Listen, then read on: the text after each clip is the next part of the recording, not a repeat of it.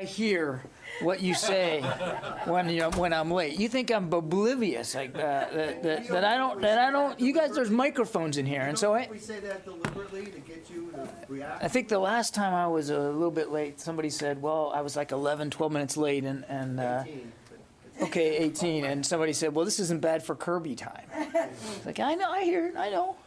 All right, good afternoon, everybody. Couple of things at the top. I think you all saw the Secretary's statement expressing our gratitude to the government of Slovakia for their willingness to transfer an S-300 air defense missile system to Ukraine. In that statement, he also talked about our ability, willingness, and upcoming provision of a temporary deployment of a Patriot system into Slovakia so that their air defense can be preserved. It's part and parcel of the larger effort that we've been doing now for quite some time to bolster NATO's eastern flank and improve our deterrence and defense capabilities there. This is a temporary deployment of a Patriot system while we continue to consult and talk to the Slovakian government about more longer-term solutions. I don't have those solutions to speak to today or what that might look like. I can't give you an exact time frame for how long this temporary deployment will occur. We'll be working this in real time and iteratively with the government of Slovakia, but we're grateful for their willingness to help out Ukraine with this critical need, particularly as the war in Ukraine now enters a new time frame here, a new phase, if you will, with a stronger focus by the Russians on the Donbass. I know that you all have been covering the missile strike that occurred at the Kramatorsk. Sorry, I'll probably mess that up. At the train station there in the Donbass.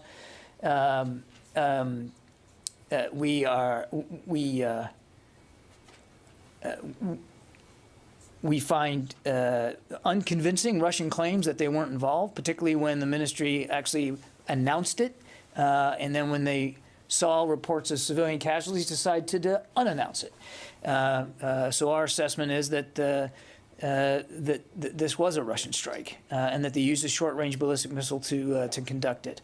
And you've seen the reports for yourselves. Many of your colleagues have been reporting it from on the ground that there are civilian casualties there.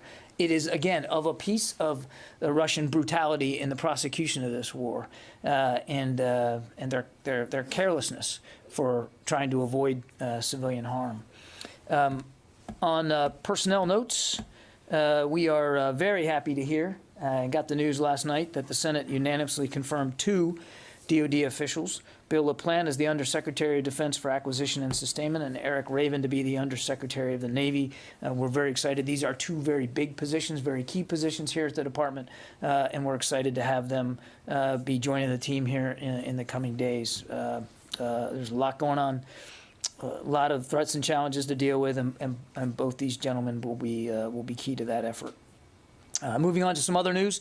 On the 1st of April, U.S. sailors, Coast Guardsmen, and Marines embarked aboard the USS Herschel Woody Williams with support from Interpol, and they assisted then in the Cabo Verde Maritime Forces with the interdiction of a Brazilian-flagged fishing vessel, seizing approximately 6,000 kilograms of cocaine and with an estimated value of more than $350 million. Local authorities took 7 individuals into custody during that counter-drug operation.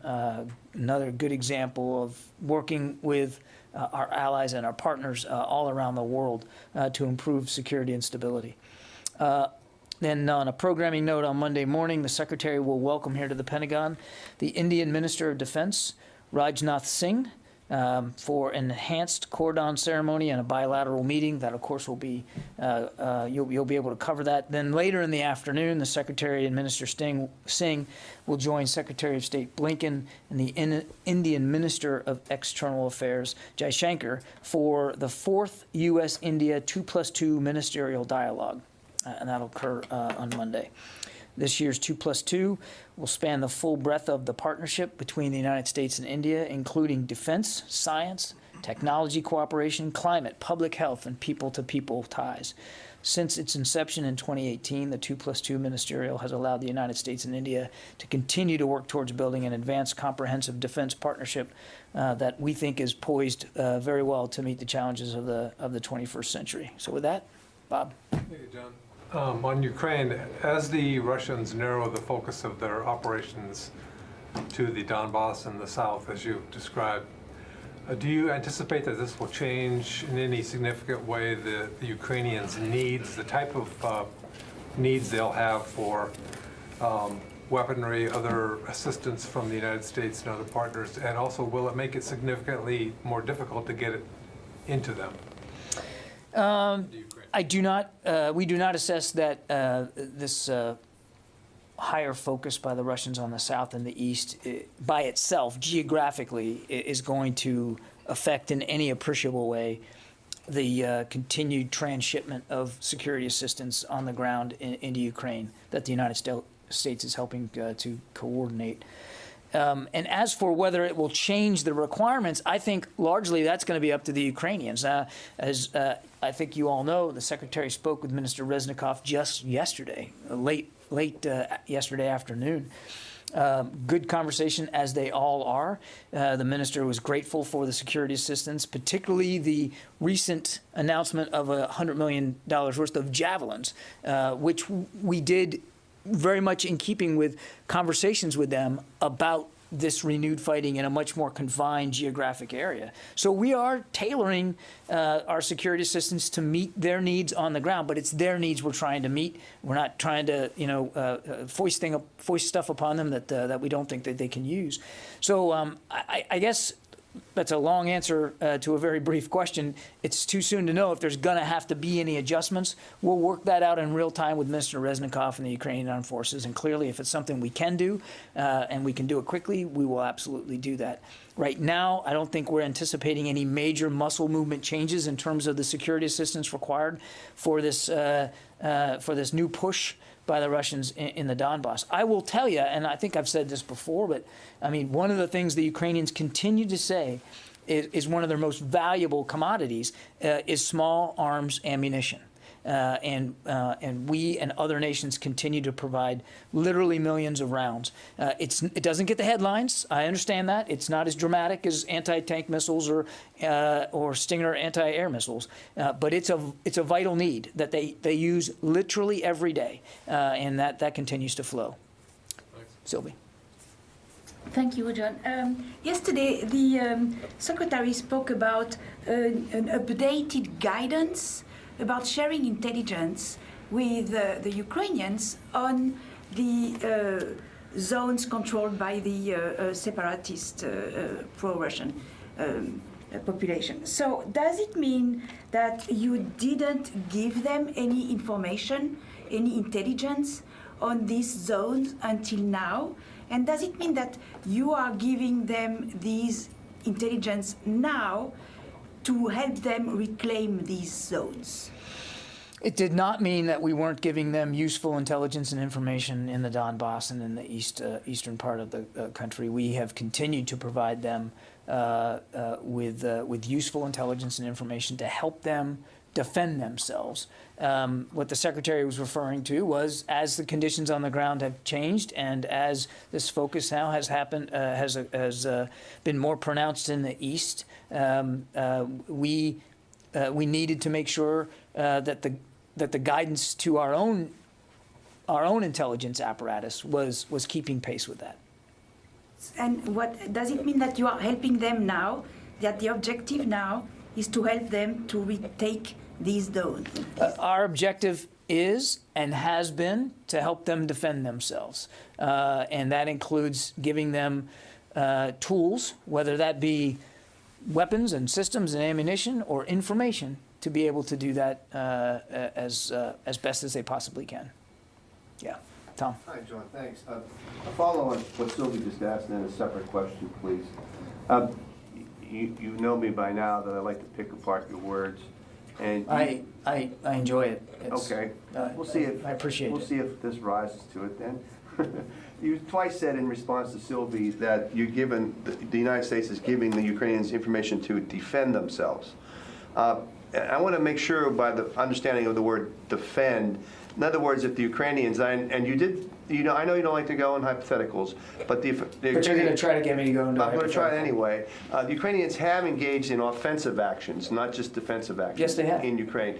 Would sharing, if the Ukrainians are planning an offensive action, does that fall under an area where you provide information to help them?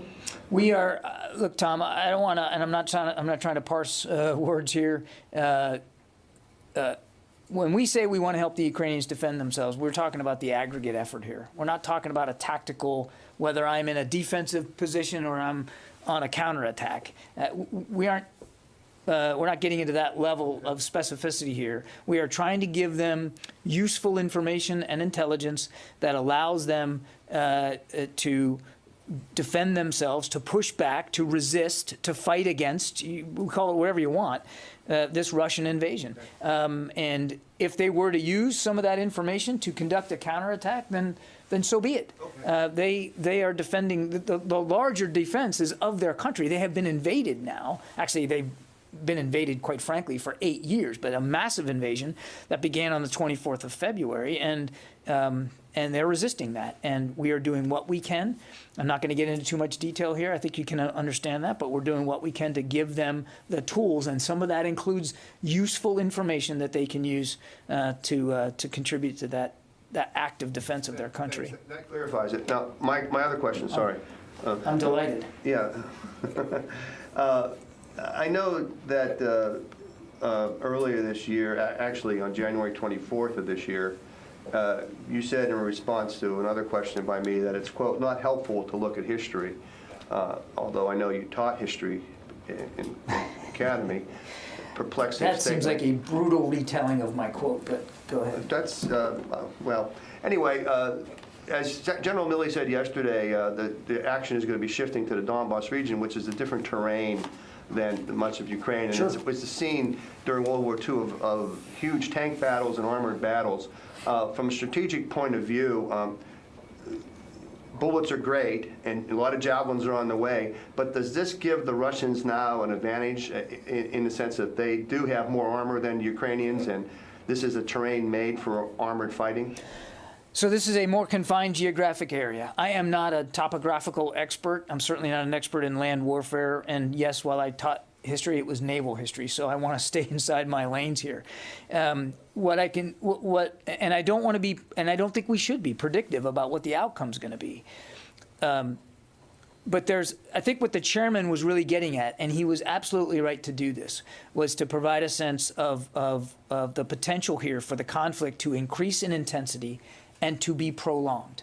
And I think that's really the larger point he was trying to make. Because now the Russians are going to be concentrating their available combat power, and they still have the vast majority of their combat power still available to them, Tom. They're going to be concentrating that now in a more confined, smaller geographic area. So they, earlier on in this invasion, they were working on 3 massively separate lines of access: south, east, northeast, north, northwest, right? They divided a massive force, but they divided it along 3 big lines of access. And now we're going to see that they're going to concentrate on smaller, fewer lines of access in a smaller geographic area.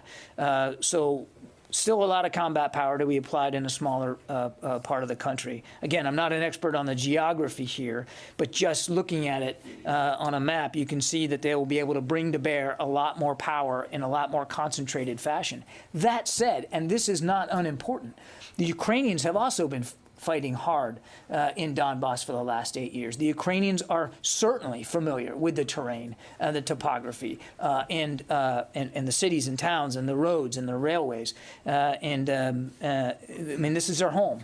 And as we have seen in the last few weeks, but certainly the last several days, as the Russians have concentrated more effort there, the Ukrainians are fighting back just as hard and will be working just as hard to continue to defend themselves there.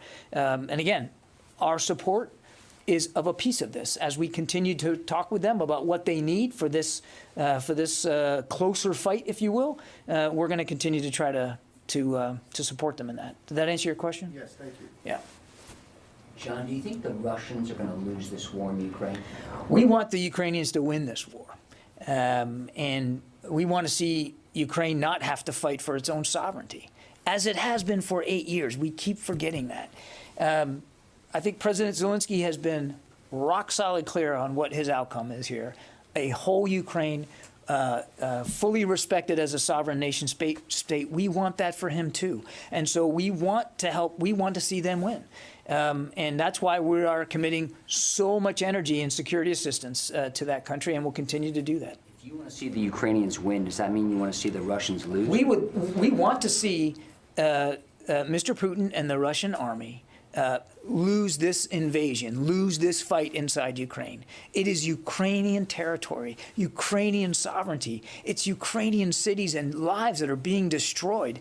And obviously we want to see that end, and we want to see Ukraine whole again. Will the U.S. support Ukrainian forces if they go on the offensive in Crimea and the Russian-backed separatist regions in eastern Ukraine?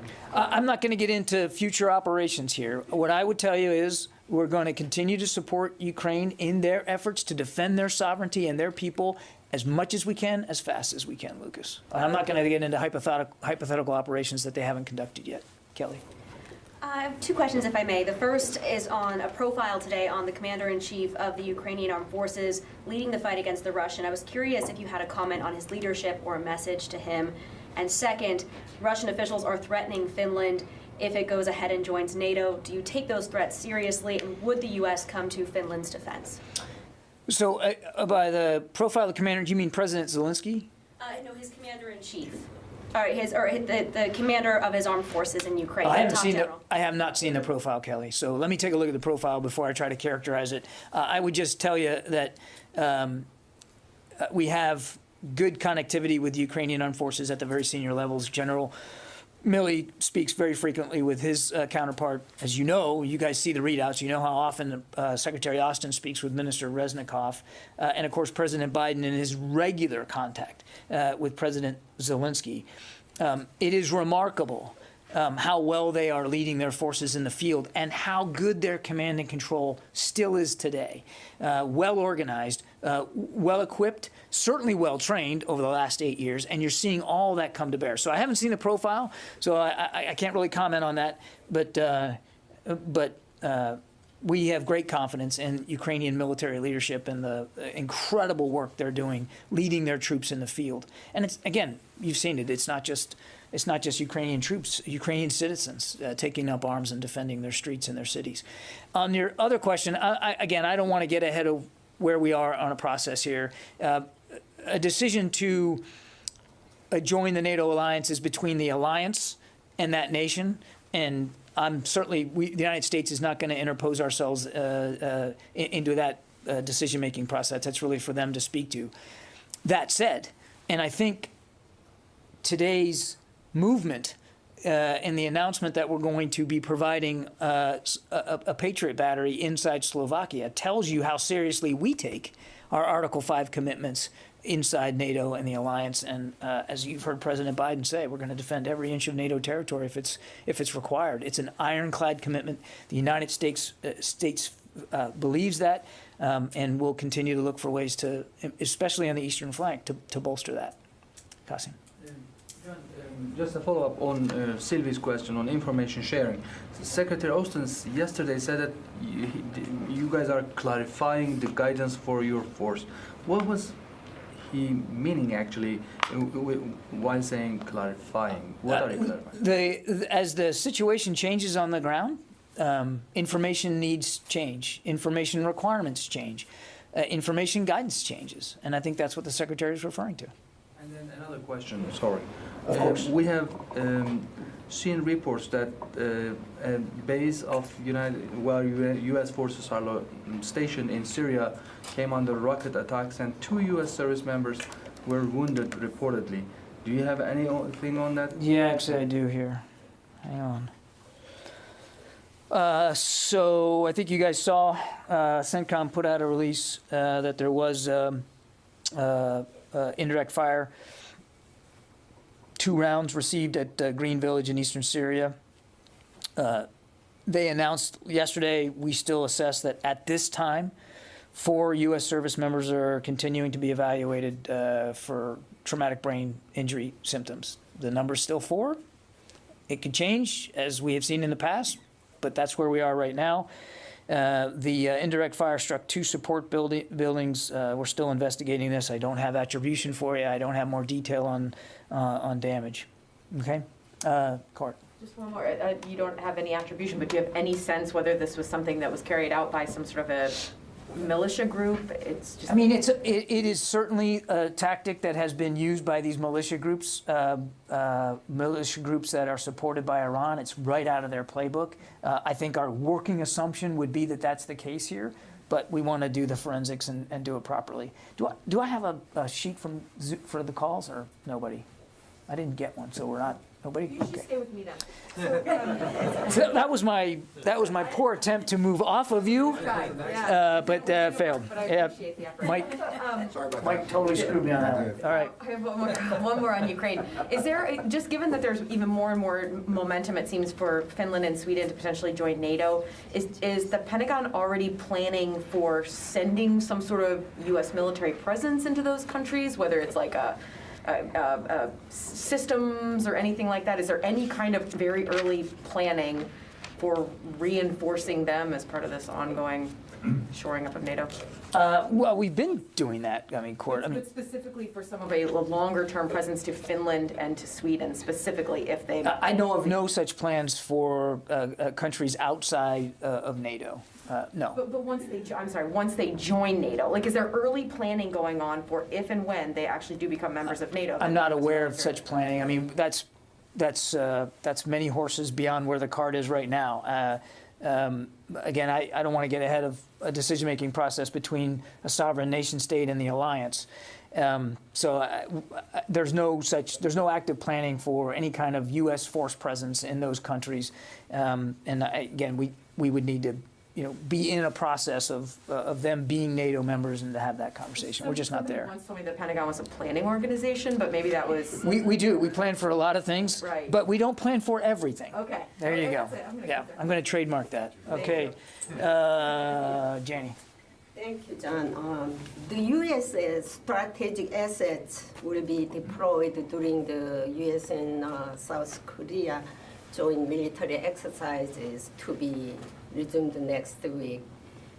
Do you see this as a sufficient deterrence to North Korea and send a message to North Korea? I mean, look, all our training events are meant to improve our readiness. It's not about message sending; it's about readiness, that's our commitment on the peninsula. That's our commitment to our South Korean allies. Because Kim Jong-un's sister mentioned this time, they're not shooting the South Korea, but they will be shooting the United States. She gave it to some kind of a signal to United States. How do you respond? I haven't seen those comments. We're well aware of the North Koreans, their efforts to advance their nuclear ambitions as well as to advance their ballistic missile capabilities. We have reacted to that as just recently as a couple of weeks ago. You saw that we're boosting our ISR commitment in the Yellow Sea region. So I mean, look, we don't need to hear threats and threatening comments from North Korean leaders to understand the actual threat that Pyongyang represents to the peninsula and to the region. And that's why we're continuing to adjust our posture as needed, to adjust our intelligence gathering posture as needed, and certainly to adjust our training and readiness with our South Korean allies. Rio. Thank you. I want to ask you about China. The Chinese President Xi said to his Philippines counterpart earlier today that regional security cannot be achieved by strengthening military alliance. Do you think this is an attempt to divide the United States from a U.S. ally while the Biden administration is focusing on Russia? Well, without speaking to that particular comment, we have seen the Chinese repeatedly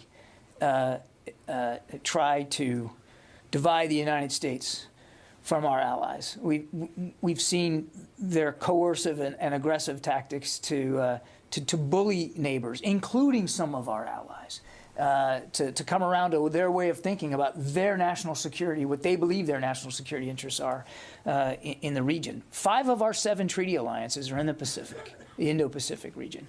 We take each one of them seriously, and we have dozens more allies, dozens more partners in the region that we continue to talk with. And I think it's fairly obvious when you see the Chinese behave this way, they're concerned about our network of alliances and partnerships. As you've heard Secretary Austin say, that's a real strategic advantage that the United States has in the region, are these alliances and these partnerships. And the Chinese have nothing like that. They don't have a lot of friends. They don't have a lot of people they can draw upon for that kind of support. And when you hear the Secretary talk about things like integrated deterrence, he's talking a lot about U.S. capabilities, but he's also talking about how we combine our capabilities in an integrated fashion with those of our allies and partners. Again, China has nothing to compare to that and cannot rely on that same kind of a network. Just quick follow-up. Japan will hold the first 2+2 meeting with the Philippines tomorrow. So what role do you expect Japan to play to maintain the rule-based order in the South China Sea? I won't get ahead of a 2+2 between those two sovereign nation states. We certainly respect both of them as allies, and they both are of ours. But I'll let them speak for their agenda and what they're trying to get out of this discussion. I'm sure it'll be fruitful. I'm sure it'll be productive. I'm sure it'll be constructive to improving mutual security needs in the Indo-Pacific. Lucas? John, NATO says that up to 15,000 Russian soldiers have been killed fighting in Ukraine. Is there any evidence or indications that the Russians are reinforcing those losses? I can't confirm the number, and you know we've stayed away from providing estimates on the numbers. We do know that they have taken casualties, both wounded and killed. What I can tell you, Lucas, sort of a two-part answer here. One, as we have seen Russian forces leave the north and move into Belarus and into Russia, we are beginning to see indications that they are, in fact, working on ways of refitting and resupplying these units, including discussions about how to replace lost troops. Now, some of these units are almost completely devastated, and it's unclear whether they will ever be reformed or whether they'll be combined with other units that are less depleted in manpower, equipment, vehicles. So they're working their way through all that right now. Remains to be seen how fast they'll be able to do it and with what, but we have seen indications that they are looking at their manning shortages in some of these units and how they're going to try to fix it. Do you know how many Russian soldiers they're looking to call up or send in? We have seen some reports that they are looking at mobilizing reservists, tens of thousands perhaps, but again, I think that remains to be seen. Just to follow up to Ruo's question, is the Secretary disappointed that the U.S. Navy is not planning to build a lot more ships to keep up with China? China's shipbuilding program is on a linear trajectory, and the U.S. Navy shipbuilding trajectory is very flat. Does that concern him? I don't know that I can approve upon the Secretary's own words on this yesterday, but he clearly got an opportunity to speak to shipbuilding yesterday at the hearing in front of the Senate Armed Services Committee, and then again on Tuesday with the House Armed Services Committee. I would just tell you that the truncated version here is the Secretary is very comfortable with the shipbuilding requests that we are making for 2023, which includes 9 new Battle Force ships, and he's much more concerned about capability and the proper mix of modern capabilities in the naval force than he is just about numbers. Numbers have a quality all their own. Clearly he understands that, but his concern is making sure that as we build more ships and bring ships into the fleet, that they're the right mix of capabilities, the most advanced that we can put to sea. Does he think that the Freedom class littoral combat ships was a complete waste? You're about to scrap all these warships that were built just a few years ago, and now the Navy's getting rid of them. You've heard him talk about the littoral combat ship, and in fact, you heard him talk about this in the hearing. I mean, they served a purpose, and some of them still do serve a purpose, and will serve a purpose going forward over the course of the fiscal year defense plan. But when you look at the National Defense Strategy, and you look at the budget which supports that strategy, and that strategy is focused on the pacing challenge of China and the acute threat of Russia, what we are working with the Navy on and support the Navy's efforts to develop new classes of ships, ships with more capability than the LCS has for the kinds of fights that we think we might be in the future. The Navy have been building those kind of warships years ago and not these littoral combat. I don't think we're going to relitigate Navy shipbuilding plans from 10, 20 years ago, Lucas. Okay, got to call it a day. One quick follow-up, sorry. Okay, I guess I'm not calling it a day. Sorry. When you responded to Kelly's questions, you accidentally overlooked part of her question where she asked if you thought what your feeling is about Russia's threat to Finland. And given, how it threatened Ukraine and then took action, and it's threatened Finland that if it makes moves to NATO, it could attack it. So I know you overlooked that by accident, but I wonder if you could respond to that part of her question. I didn't mean to overlook anything, Kelly. I wasn't trying to do that. Look, I'm just not going to get into hypotheticals here, Tom. Our focus. The threat, though. I mean, our Russian threats should be taken seriously. You've said that many times from the podium, and I'm wondering if that applies to Finland or a threat to Finland. Well, but that's where you get into the hypothetical, Tom. I'm not saying that we don't take Russian threats seriously. Of course we do. But I'm not going to speculate or hypothesize about another threat to another nation, certainly a non-NATO nation. I'm just not going to go there right now. Barb. Oddly, my question is on the same general topic. That is odd. What? No, go ahead. If I recall with some precision your answer, it was that the U.S. Plans, but the Pentagon plans, but doesn't plan for everything, and you seem to quite clearly rule out that you had any plans to assist Finland or Sweden against threats. So let me not make it hypothetical. Do you mean to actually rule out that the Defense Department has, you said you have no active plans. I do believe those were your words. Are you ruling out that are you saying the Defense Department has no active plans to assist Finland and Sweden?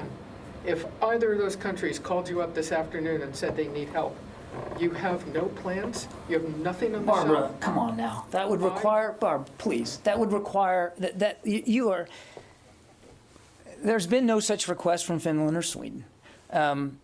And obviously, and even in natural disasters, if a country calls and asks for the United States support, certainly we'll take that under consideration. And if there's something that the Commander-in-Chief believes that the United States military can do to assist, then that's a conversation we'll have.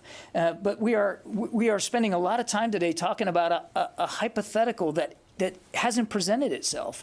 These are two sovereign nations, and they have to make decisions for themselves about what alliances they want to join or not. They are not part of NATO. And so do we have an active defense plan for either nation right now? No, we don't. But that doesn't mean that should there be some kinetic threat that those nations go to the international community and want support, that we wouldn't take it under advisement. Of course we would. But I mean, my goodness, I mean, we're getting into way ahead here in terms of where the situation is. The fight now is in Ukraine. Ukraine is under threat. They have been invaded, and our focus, rightly so, is on Ukraine and making sure that they can continue to defend themselves. Yes. I have a question about yesterday again. Several senators, including Democratic senators, expressed frustration at what they called the fear of escalation. And they wanted the U.S. to do more to help Ukraine. Does the change on the ground with the retreat of the Russians, does it make position of U.S. more difficult to keep, especially on a moral moral point of view? I'm not sure I understand the question. This balance that U.S. is trying to maintain, helping but not intervening directly, is it more difficult now? There's nothing easy about anything with respect to Ukraine. Not for the Ukrainians, certainly. Not for NATO. Not for individual nations like the United States that are trying to support Ukraine. Nothing's easy about this. And we are working incredibly hard at an unprecedented scale to help another nation defend itself. I know we get up here and we spout these numbers, and maybe sometimes they just kind of go into the ether because we do it all the time. 100 million, 300 million, 200 million, 350 million, 800 million. Over the course of this administration now, $2.5 billion, which is almost as much as Ukraine's defense budget. And we've done it in near record, actually in record time. We think about the speed with which this stuff is getting over there. So we're doing as much as we can, as fast as we can, and at the same time, doing as much as we can to bolster NATO's eastern flank. We went from about 80,000 troops in Europe in mid-February to now over 100,000. And now you see us just another repositioning inside Europe of a Patriot battery into Slovakia. No other nation could do that from a logistics perspective. No other nation could do that from a supply perspective. So we just fundamentally bristle at the notion that we're not doing enough and we're not doing enough faster. I mean, it's unprecedented. There's no historic comparison to what we're doing now to anything we've done in the past. At the same time, Sylvie, we are mindful that Russia is a nuclear power and that we don't have perfect visibility into Mr. Putin's thinking. And so it would be irresponsible. I mean, Secretary Austin took this office with one charge, and that is to defend this nation. Part of defending that nation, this nation, is escalation management. And if he wasn't doing that, if he wasn't thinking about the potential for escalation and where that might go, then he shouldn't be in the job. He takes that responsibility extremely seriously because the stakes are very high. So no apologies for thinking about that as we continue to support Ukraine. And certainly no apologies for the speed with which and the scale at which we have continued to do that. And I think you're going to see it continue going on in the future based on our constant conversations with Ukraine.